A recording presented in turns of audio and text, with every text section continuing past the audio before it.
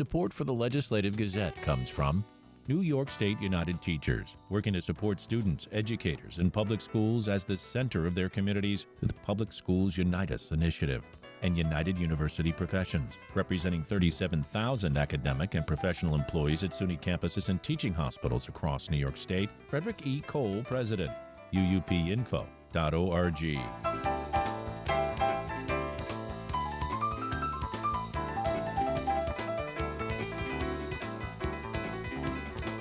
New York Governor Kathy Hochul laid out her priorities for the year this week in her State of the State address.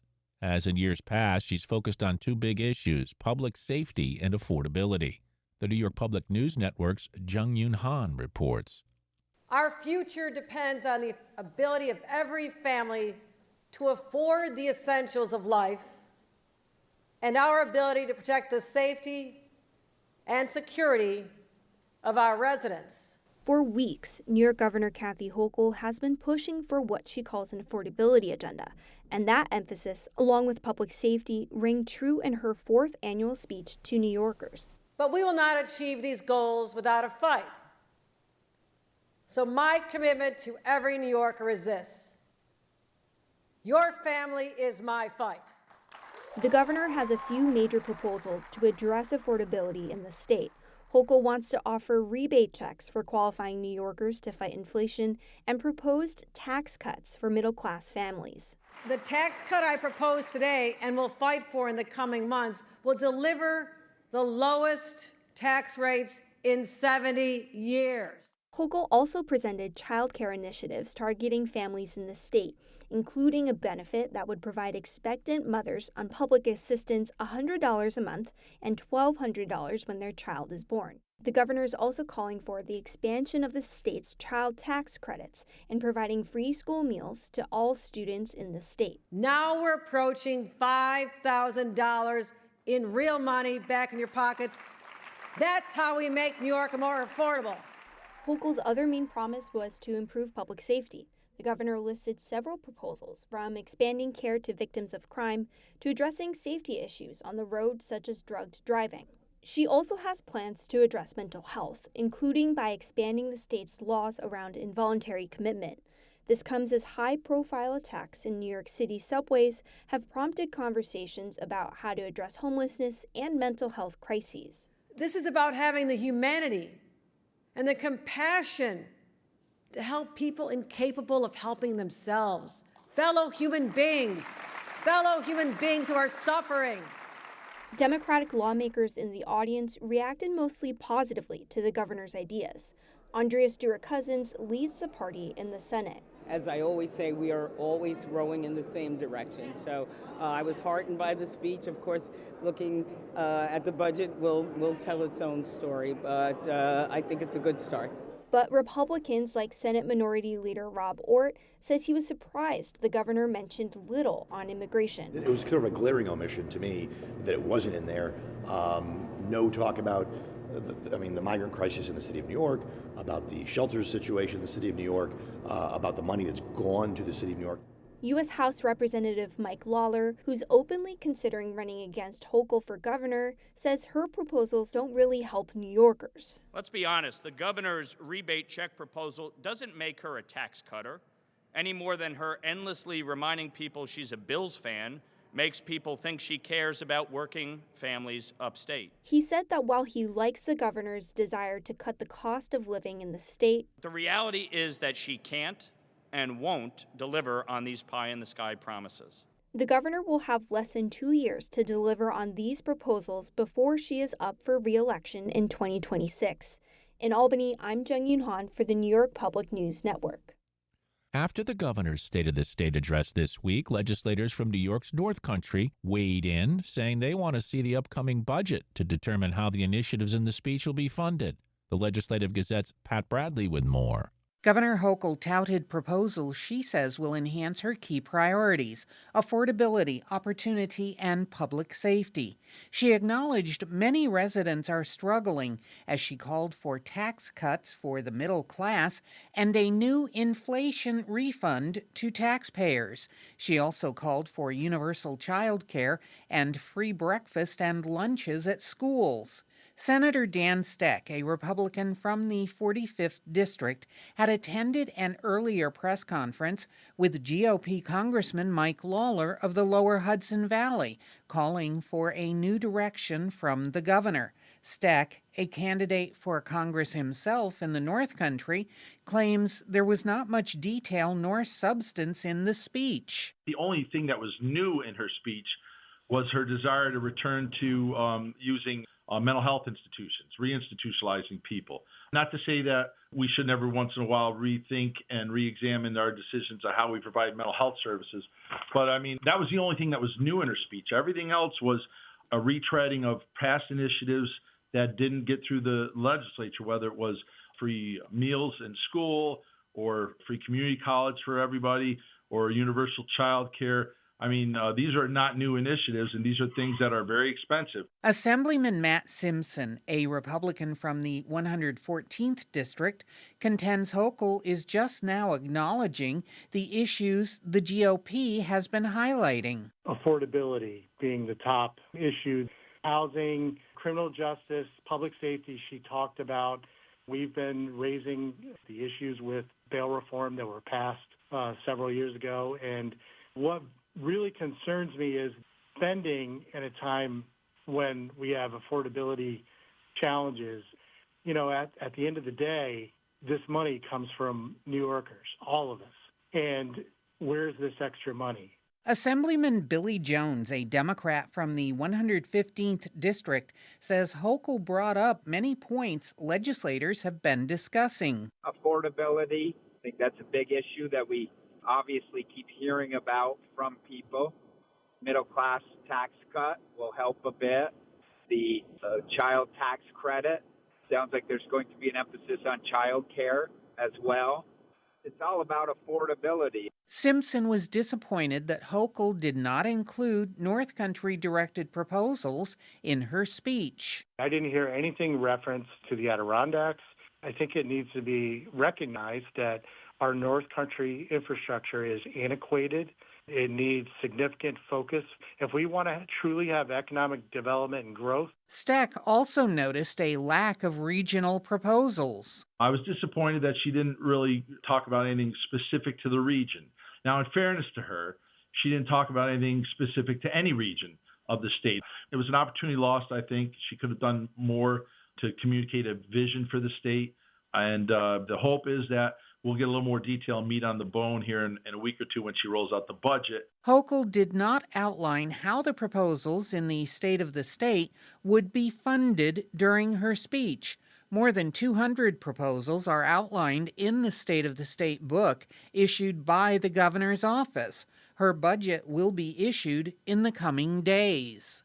For the Legislative Gazette, I'm Pat Bradley.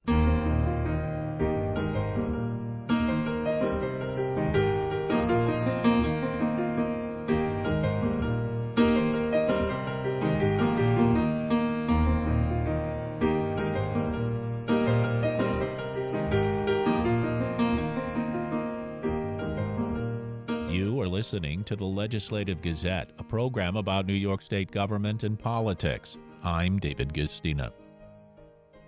This week I sat down with New York State Republican Assembly Minority Leader Will Barclay. Two of the Republicans' issues they've been harping on for years are affordability and public safety, two of the very issues the governor dealt with in her State of the State address. Will Barclay says the ideas come from his minority conference. Yeah, we're very happy about it. I've said many interviews I've done since the State of the State, I say I welcome the governor to the party. I mean, our conference has been talking about crime. Our conference has been talking about affordability for many years. I'm glad that she's finally seen the polls, heard from New Yorkers, and seen the light that these are issues that New Yorkers are concerned about and they want to address. So for the most part, I was pleased with the substance of her speech, but someone told me today you can't really be thanking an arsonist for finally going to a fire station and try to fight the fire. And, she's part of the reason we're in this place, unfortunately, in this state. But again, I am pleased that at least she's recognizing that these are problems and maybe we can work together in a bipartisan way to try to solve these problems. Well, of course, it's a proposal, it's aspirational. We won't really know what's going to be there with specific proposals and money allocations till her budget comes out next week, will we? Yeah, we've been spending crazily in the state, and that's not sustainable. So it will be interesting to see what she proposes. In the last 5 years, we've increased spending, as I've told you before, $60 billion.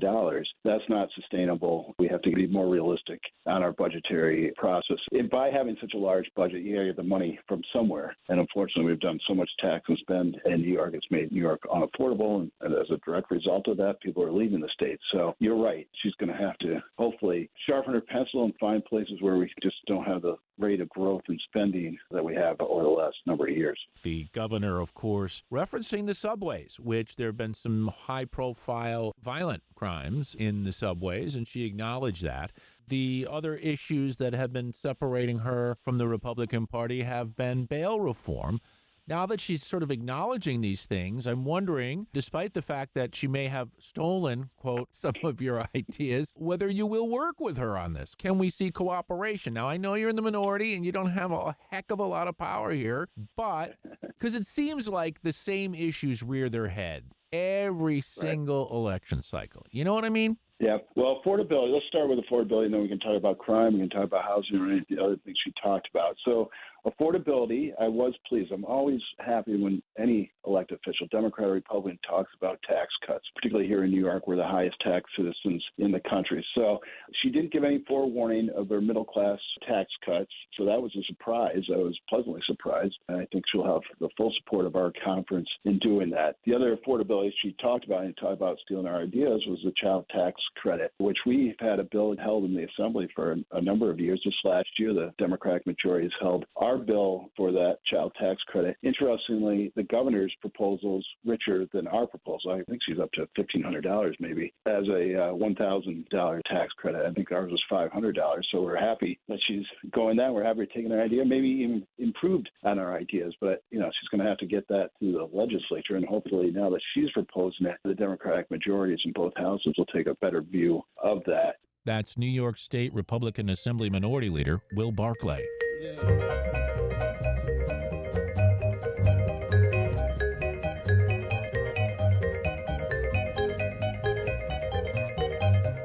You are listening to the Legislative Gazette, a program about New York State government and politics. I'm David Guistina. Governor Kathy Hochul's State of the State address this week garnered mixed reviews from lawmakers in the Hudson Valley, as the Legislative Gazette's Jesse King reports. In an energetic speech centered around affordability, the Democrat proposed nearly tripling the child tax credit, cutting taxes for the middle class, handing out inflation refund checks to New York residents, and offering universal free meals in public schools. Many Americans, not just New Yorkers, have been hit hard by inflation since COVID. Because prices went up, our sales tax revenue went up as well. But I believe this. That extra money does not belong in state coffers. It belongs back in your pocket. But not everyone is impressed. Some Republican lawmakers have questioned how helpful and expensive Hochul's proposals might be. Congressman Mike Lawler, a Republican from the 17th District, was in Albany to deliver a rebuttal before Hochul even took to the podium on Tuesday. Taking thousands of dollars out of New Yorkers' left pocket and then putting $500 in their right pocket is not a tax cut. It's an insult. Lawler is considered a contender to run for governor in 2026. In Ulster County, Hochul's address fared better with State Senator Michelle Hinchey, a Democrat from the 41st District.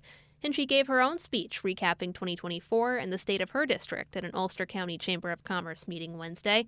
Hinchey, who chairs the Senate Agriculture Committee, says her team has been fighting to expand universal school meals in New York for 3 years.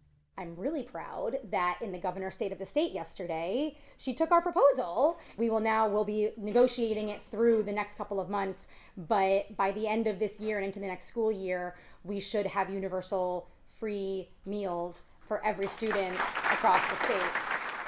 Hinchey says multiple school districts in Ulster County are already providing free meals through the federal Community Eligibility Program. Next, she wants to expand New York's Farm to School program to bring produce from local farms in for school breakfasts. Right now, Hinchey says the program is complicated and only applies to lunch, causing few schools to use it at all. But she says it could be a good opportunity for farmers and students alike. because you know that you cannot teach a hungry kid and that food is a source of medicine. If we're actually providing nutrients and good, healthy food to students in their development, they can learn better. They can have better social and emotional learning. They can build better relationships. That starts with the food that they're eating. In a statement, 96th District Assemblyman Patrick Carroll also praised Hochul's plans to expand universal school meals and the child tax credit, but he called for more focus on rail service west of the Hudson River. Hochul's address proposed multiple investments in Hudson Valley Transit in a bid to perhaps assuage lawmakers upset by the MTA's new congestion pricing toll in Lower Manhattan. But Carroll says the toll is still unfair to Rockland County commuters who don't have a direct train line into Manhattan. People in Rockland don't get the services back, but we pay a lot. And adding another, $9 fee on top of it, it might sound small, $9, but it adds up. A lot of our workers are, required to commute. Hochul's proposals include a study looking at ways to improve transit west of the Hudson. Speaking to WAMC in a blustery Poughkeepsie Wednesday, Assemblymember Dee Dee Barrett, a Democrat from the 106th District, says she would like to have more conversations around how New York plans to achieve its goals under the Climate Leadership and Community Protection Act. The CLCPA aims to reduce the state's greenhouse gas emissions 40% from 1990 levels by 2030 and 85% by 2050. But overall, Barrett says she's excited by Hochul's ideas on affordability and education. And I love what she was saying about the community colleges and creating opportunities for adults to go back and train in a number of different fields where we really have a workforce shortage, but they're create great jobs and have that be tuition free, which I think is a wonderful idea. In other reviews, Republican State Senator Peter Oberacker of the 51st District described Hochul's address as underwhelming, adding in a statement her proposals, quote, focused on appearances more than addressing the real crises facing communities, end quote.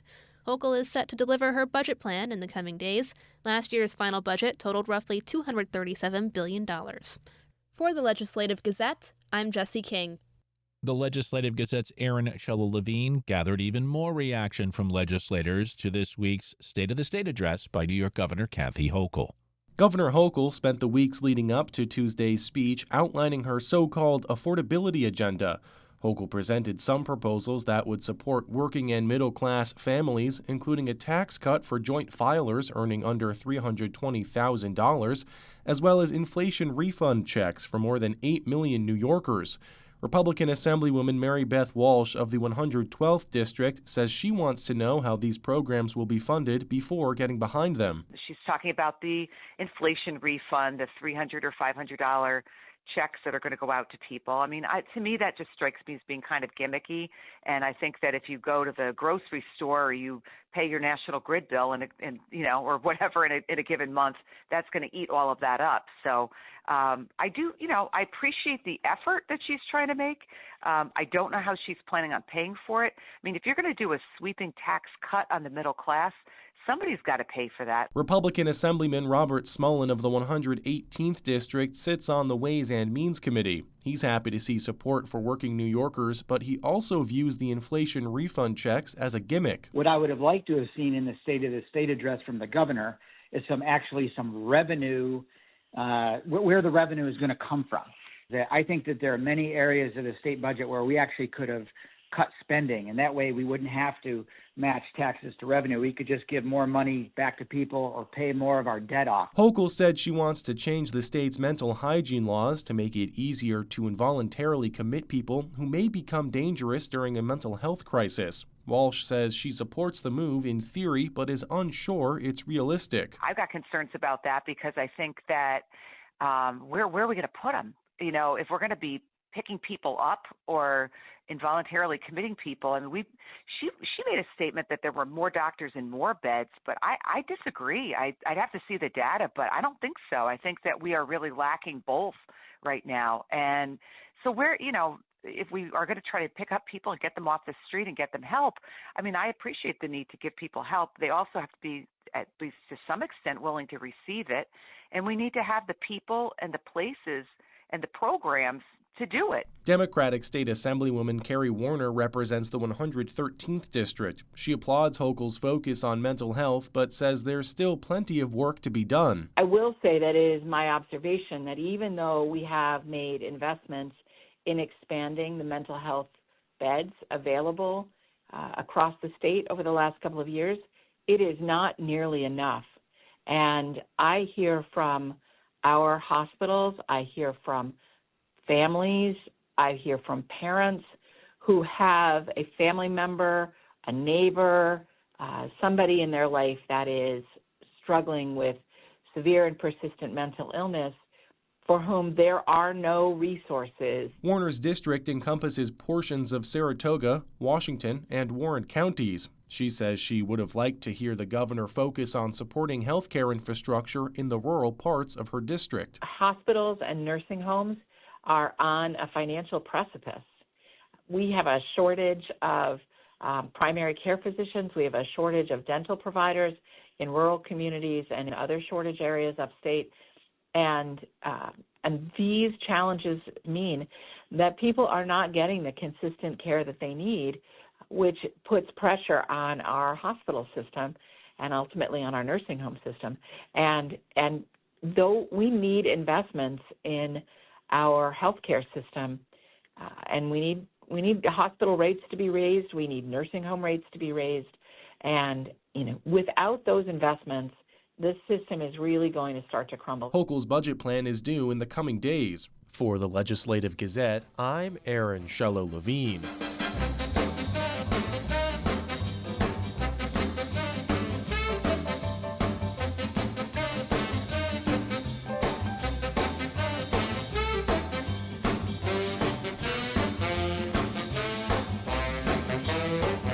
You are listening to the Legislative Gazette, a program about New York State government and politics. I'm David Gistina.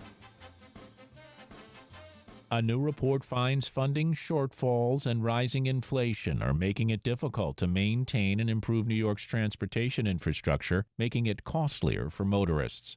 The Legislative Gazette's Dave Lucas explains.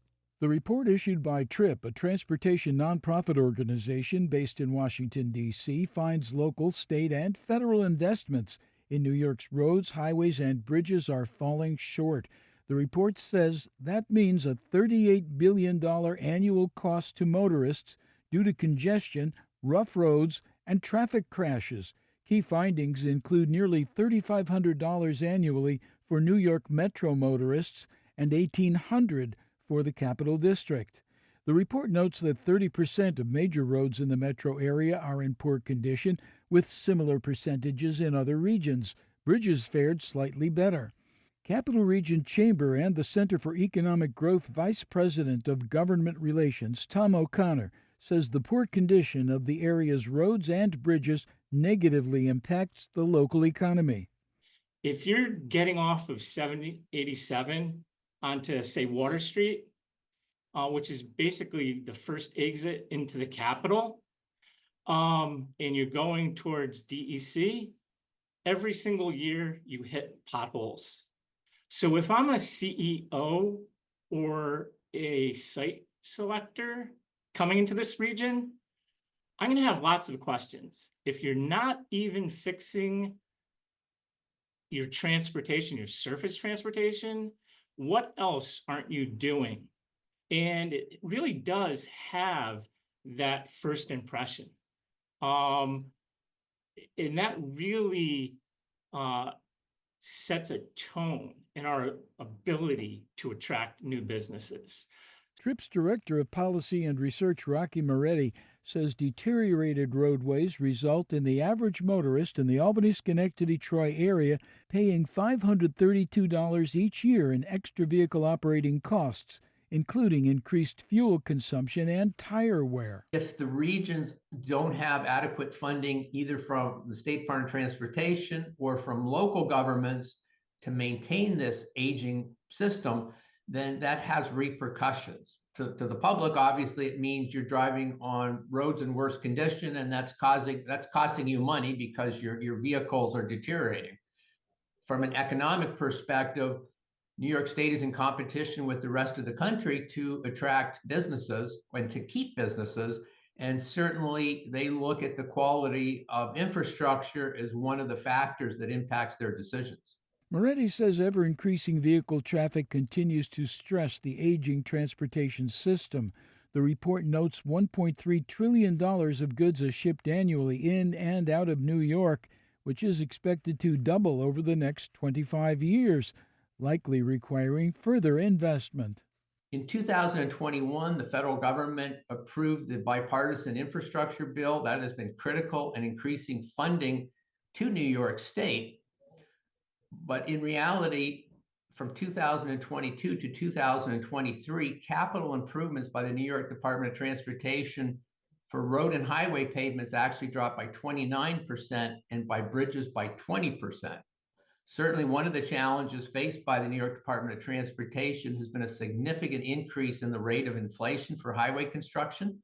It has increased by 46% since the beginning of 2022. In her State of the State address, Governor Kathy Hochul highlighted proposed investments in statewide transit and roads. Her budget will be presented Tuesday.